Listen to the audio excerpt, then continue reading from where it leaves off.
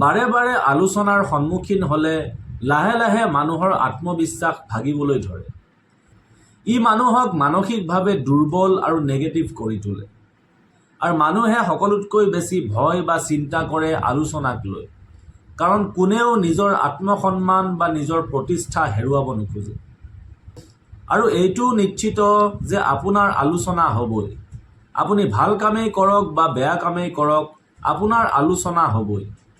আপুনি মানুহক কেতিয়াও ৰখাব নোৱাৰে। আপুনি নিজক সলনি কৰিব পাৰিব বা নিজক প্ৰস্তুত কৰিব পাৰিব। এতিয়া প্ৰথম কথাটো হৈছে, যদি আপুনি আলোচনাৰ পৰা বাচিব বিচাৰে তেনেহ'লে এনেকুৱা কামেই নকৰিব যি কামৰ বাবে আপুনি আলোচনাৰ সন্মুখীন হ'ব লগা হয়। দ্বিতীয়তে, যদি আপোনাৰ কিবা ভুল হৈছে সেয়া লাগিলে জানিয়ে হওক বা অজানিতেই হওক, আৰু আপুনি যদি অনুতপ্ত হৈছে তেনেহ'লে আপুনি নিজকে সলনি কৰক।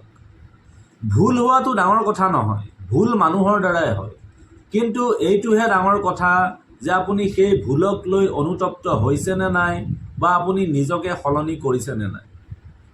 আৰু শেষত নিজকে প্ৰশ্ন কৰক যে মানুহৰ মাজত আপোনাৰ আলোচনা আচলতে কিয় হৈছে। সেয়া আপোনাৰ ভাল কামৰ বাবে আলোচনা হৈছে নে বেয়া কামৰ বাবে আলোচনা হৈছে। আৰু যদি আপোনাৰ ভাল কামৰ বাবে মানুহৰ মাজত বেয়াকৈ আলোচনা হৈছে তেনেহ'লে হ'বলৈ দিয়ক, ইয়াত আপোনাৰ একো ক্ষতি নাই। এনেও আলোচনা বেছি দিনলৈকে নাথাকে। যিমান সোনকালে আলোচনা আৰম্ভ হয় সিমান সোনকালে আলোচনা শেষো হয়। কাৰণ আজিকালি ট্ৰেণ্ডিং টপিকৰ যুগ। যদি নতুন ট্ৰেণ্ডিং এটা আহে বা নতুন নিউজ এটা আহে তেতিয়া মানুহে আপোনাক পাহৰি যাব। কিন্তু আচল কথাটো হৈছে যে মানুহে আপোনাক পাহৰি যাওক বা নাযাওক, মানুহে আপোনাৰ আলোচনা কৰক বা নকৰক, আচল কথাটো হৈছে যে আপুনি নিজক নিজে কিমান বুজি পায়। নিজৰ আত্মবিশ্বাস আৰু কৰ্ম আপুনি কিমান সঠিক কৰি ৰাখিছে। আৰু আত্মবিশ্বাস তেতিয়াহে ভাগে যেতিয়া আপোনাৰ নিজৰ ওপৰত সন্দেহ হয়। আৰু আপোনাৰ নিজৰ ওপৰত সন্দেহ তেতিয়াহে থাকে যেতিয়া আপোনাৰ কৰ্ম সঠিক নহয় বা আপোনাৰ কৰ্ম বেয়া হয়।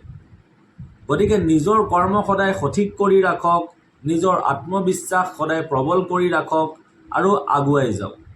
আপুনি আনে কি আলোচনা কৰিছে আপোনাৰ বিষয়ে সেই কথা আপুনি ভাবিবৰ দৰকাৰ নাই। যদি আপুনি সঠিক ৰাস্তাত আছে তেনেহ'লে আপুনি আগুৱাই যাওক। আপুনি বেলেগৰ আলোচনালৈ মন কৰিব নালাগে।